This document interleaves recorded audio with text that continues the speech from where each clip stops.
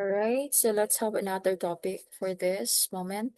All right, so I have here the objectives of the lesson. The learner should be able to explain how tradition becomes contemporary vice versa through the practices of artists, awardees of Manlilikha ng Bayan, awards or the Gamaba. Next, analyze the issue related to awards like the Gamaba. Discuss the contributions of the Gamaba awardees in the arts. All right. What is Gamaba? Okay. Gamaba or Gawad sa Manlilikha ng Bayan recognizes the outstanding works of artists in the Philippines. The awardee will be named Manlilikha ng Bayan, one who creates for the country or national or what's it called the national living treasure. So 12 individuals have received this distinction from the time of the establishment of the award in 1992 through Republic Act number 7355 until 2012. The National Commission for Culture in the Arts in CCA bestows the highest awards for cultural and the arts, including the National Artist Award. So, Gawad sa Manlilikha ng Bayan, or in short, the Gamaba. Okay, this award is given to those individuals who creates different artworks, okay, of the from for our country. Okay, so that is the Gamaba. Okay, for NCAA naman, okay, CORDA, National Commission for Culture and the Arts. Okay, this is the highest award all about culture and arts, no? Of course, including the National Artist Award. All right, next. Okay, what is Gamaba? Traditional art is based on indigenous people's culture that are largely honed by oral tradition. A distinct feature of the Gamaba is its emphasis on the intangible and communal aspects of art production that are closely aligned with the process based and collaborative inclination of some contemporary art practices. Okay. So, the traditional art dati, so those are, of course, mga indigenous people or those people before, no? Mga pagkaninunuan natin. Of course, those kung ano yung natutunan na yon ng mga from our ancestors, no? Yung natutunan nila na yon. Of course, somehow, hindi naman lahat, pero some of them are passed from generation to generation. So, nangyayari, those practices pwede ring, at some point, those practices up to this time ay ano pa rin, nakikita pa rin, no? Even the contemporary period, no? Traditional art finds deep affinities with nature, place, society, ritual, and spirituality, and everyday life. Of course, kaya nga traditional art, of course, dati hindi pa naman technology driven, no?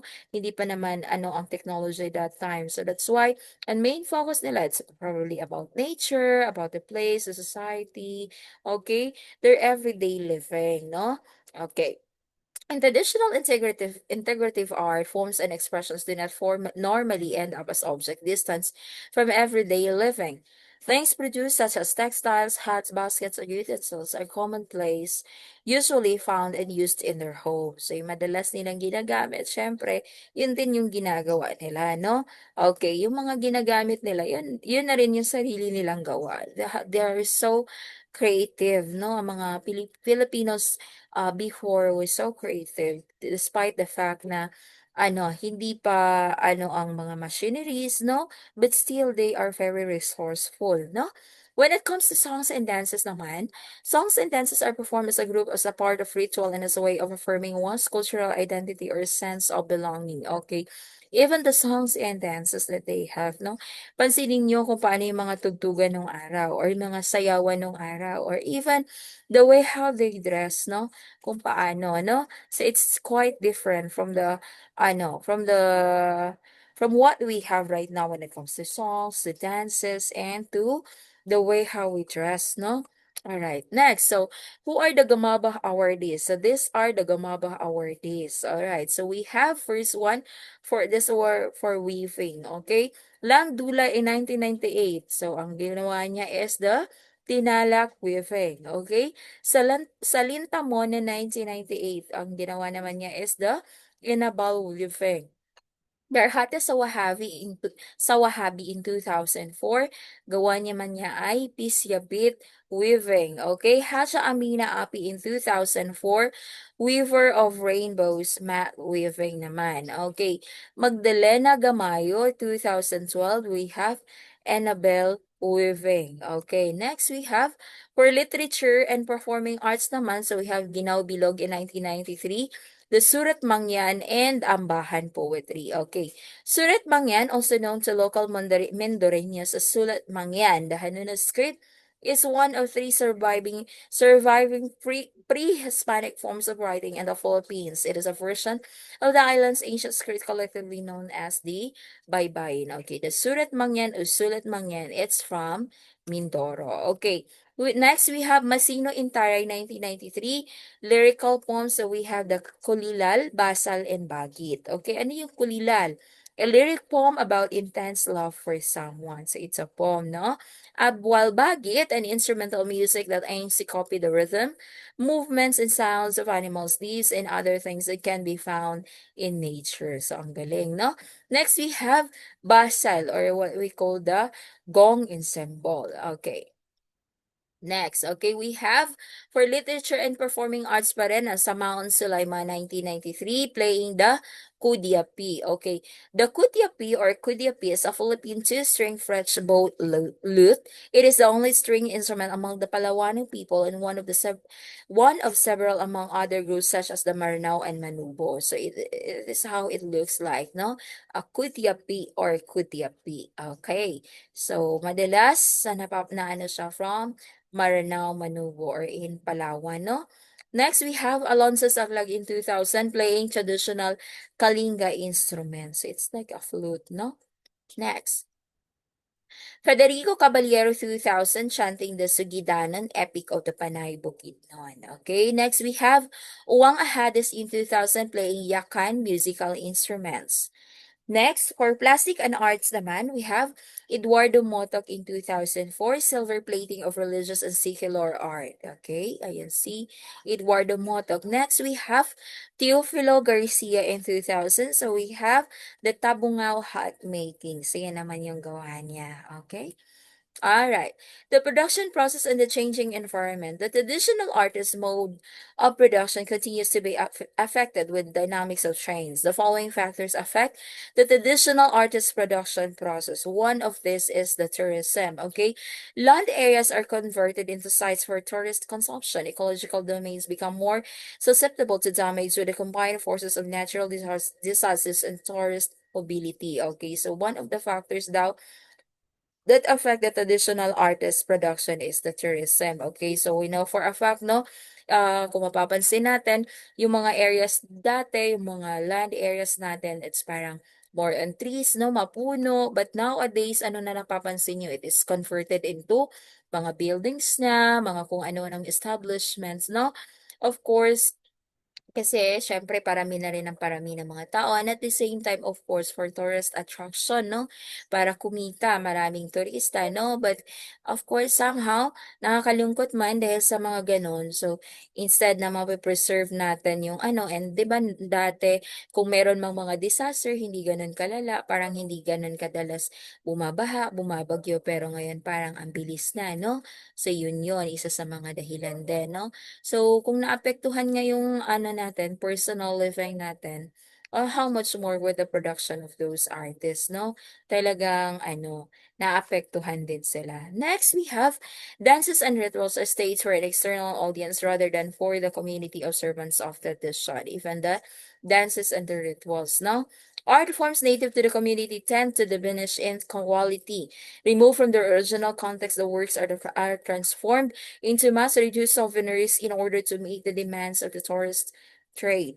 Neon colors and design woven from synthetic fibers have been made available in recent years to create appropriations of traditional textile designs for commercial purposes. Okay, so, syempre ngayon nga ano yung mga ganong gawa. So kung that's why 'di ba kung mapapansin natin kapag may mga kakaibang gawa, especially mga sinaunang gawa or mga mahirap gawin. So madalas napapansin na lang natin sa mga liblib-liblib na lugar o kaya sa mga probinsya-probinsya. So of course, those mga ano naman, napapakinabangan naman natin 'yan when it comes to, for example, nabebenta, no? Okay? Napapakinabangan pa rin yung mga turista natin, nakakapamili sila. So those things, napapakinabangan pa rin naman somehow. Kaya nga lang, apektado din talaga sila. We cannot deny the fact that they were affected with, because of tourism, no? Yung pag-divert ng mga areas na yan, convert those areas converted to different, establishments. Okay, next. We have mining and infrastructure projects. Okay, syempre, no? The construction of dams and establishment of oil and mining companies affect people from their dwellings and severely damage the environment. So, nakakalungkot, but it happens. It's the reality, no? Deprived of the bounty of land, indigenous groups are prompted to see short-term employment short-term employment from these industries in order to make ends meet in a money economy. Okay, so bounty of land. So marami tayong mga, sabi nga, 'di ba, we are parang we are gifted with mga natural resources, no, mga ganon, no. Marami tayong mga ganon. However, okay, anong nangyayari? Okay, so minsan nasisira na yung mga natural resources na yon. Okay, hindi na natin na dahil nga sa changing of the environment, no? Next, we have militarization. The security, insecurity and tensions brought about militarized zone arrest the people's ability to create art. It prevents people from having communal gatherings where exchanges and passing of knowledge can take place. Okay, even the militarization, no, nakakaano din, nakakahinders din somehow. Okay, kung napapansin nyo, I don't know if you have tried to visit one of those mga military, sabihin na nating areas, no? So, yun talaga, yung mga yun, para kang binalik sa kung ano dati, no? It's like, you were in an environment na talagang years or decades ago, ganon. No? So, makikita mo talaga yung mga puno-puno, para talagang probinsyang-probinsya ang dating kahit nandito siya, no? Okay, so yung mga areas na yon. So, yung mga part na yon, for example, if for example na nas napapakinabangan pa yon or walang ganong areas, however, 'di ba? Kaya lang kailangan din naman nila yon kasi naman 'di ba? The military people, they are the one who protect the people, no? To have peace and order, no? Isa sila sa mga nagpoprotekta sa atin. Next, we have Christianization. The influence of Christianity and conversion of the natives to a foreign religion have caused members of the community to forsake their indigenous rituals and traditions. At worst, people are led to believe that the latter are primitive and therefore their practice has no place in contemporary culture. In some cases, however, the community finds a way to syncretize their indigenous ways with the traditions of Christianity. The Manubo community of Mount Apo, for example, initiated a cultural regeneration movement. As Christian converts, they sought the revival of their traditions by holding clan reunions, employing native wedding rites, and recalling narratives of their culture through painting. So, at some point, even the Christianization also have a great impact when it comes to the production of those traditional artists, no? And of course, maybe they can have they can showcase their tradition when it comes to painting, no? So pinapakita nila sa painting nila how the for example the wedding rites before, no? So but at some point, okay, so pwede ring naapektuhan. Okay, next. The archipelagic orientation of the Philippines makes some locations challenging to reach by land, air or sea. Places that pose security risks, particularly militarized zones, prevent and sustained entry of researchers and possibly diminish reception outside of the locality. The award giving body through its cultural workers is entrusted with an equally significant and difficult responsibility of being critical, transparent, and judicious in the process entailed by the Gamaba from the selection, awarding, and even beyond. Okay. So, of course, for those military zone areas, no, hindi naman tayo basta makakapag-entry doon, no? Sustained entry of researchers and possibly diminished reception outside of the locality, okay? Siyempre, di naman tayo basta-basta mag-entry doon unless we are members of them, no? So, of course, so imbis na For example, pwede tayong makahanap doon ng kung anong pwede nating magawa, no? Anong pwede nating ano natin for our art crafts or mga artworks na gagawin natin. Of course, hindi natin nagagawa, no? So at some point, it has something to do with the archipelagic orientation of our country. Okay, next. Since the artists are very much entrenched in their localities, the award system might create a division within the communities when one person is elevated to the status of the national awardee. Okay. The attention and the entry of outsiders may create a disruption that may also change not just the social and economic relationship, but also the people's attitudes, concepts, and definitions of the arts and the process. As culture bearers, the role of the Gamaba is to pass on their artistic knowledge to the community to inspire them and to ensure that aspects of their cultural identity continue to thrive. Okay, so it is the main goal of the Gamaba naman talaga, no? Ito yung pinaka main goal nila, no? It doesn't ends with having them recognized, or it doesn't ends with having them receive the award as one of the Gamaba awardees, but their main goal of course is to pass on the artistic knowledge that they have to the community, to the society, no? Perhaps to inspire, okay? And to ensure, of course, that the cultural identity that they have continue to thrive despite of makabago na ngayon, no? Or technology-driven na ang mga tao. But of course, para sana to pass on to generation and talagang somehow mapipreserve, no? Those things. All right. Next. Okay.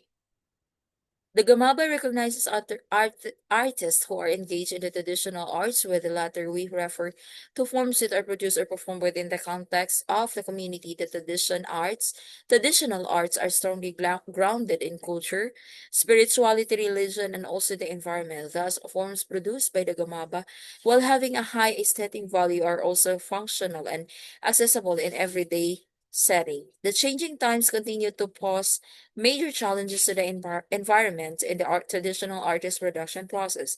As culture bearers, the role of the Gamaba is to pass on their artistic knowledge to the community, again, to inspire them and to ensure that the aspects of their cultural identity continue to thrive. Okay, so that ends our discussion. Okay, and after that, this is your activity. No, this is the first activity that you have with in contemporary art. So you're going to create an acronym related to the word Gamaba, or related to the Gamaba awardees, that emphasize how they should be addressed or best described with. Okay, so for example, okay, amazing. Okay, yan yung word na yan, no? Okay, so you're going to think of a word, no? Okay, so the first letter A is given already, no? So A for aesthetic art that owes appeal and uniqueness. So it's up to you what word to decide with letter M, A, Z, I, N, G. Okay? So this is your first activity. You think of a word that best describe those Gamaba awardees. Alright? So that's all for this. That's all for this. And thank you for having me. Thank you for watching. And I do hope that you learned something from the discussion that we have. Okay? Good luck on your activity. Okay, goodbye and get blessed.